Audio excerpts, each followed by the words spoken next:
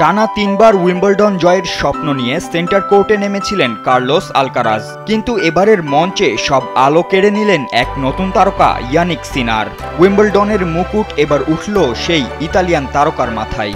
এর মধ্য দিয়ে প্রথম ইতালিয়ান টেনিস খেলোয়াড় হিসেবে উইম্বলডন জয়ের ইতিহাসও গড়লেন সিনার। যদিও এদিন ম্যাচের শুরুটা আশানুরূপ ছিল না সিনারের জন্য।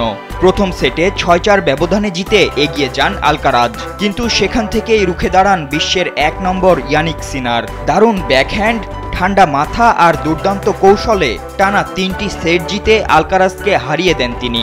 এই ম্যাচ যেন তার জন্য শুধু একটা জয় নয়, বরং ফরাসি ওপেনের ফাইনালের হারের প্রতিশোধ। স্যান্ডেলিনা সো, রূপচর্চায় আভিজাত্য। আর ইয়ানিকের এই জয়ে বিয়ন বর্গ, ফেদেরার, জকোভিচের পাশে বসার সুযোগ হাতছাড়া করলেন আলকারাজ। তবে সিনার এই ম্যাচ জিতেই যেন বলে দিলেন এবার সময় নতুন রাজাদের। তাই তো এখন প্রশ্ন, তবে কি সিনারই হতে যাচ্ছেন ভবিষ্যতের গ্র্যান্ড স্ল্যাম কিং?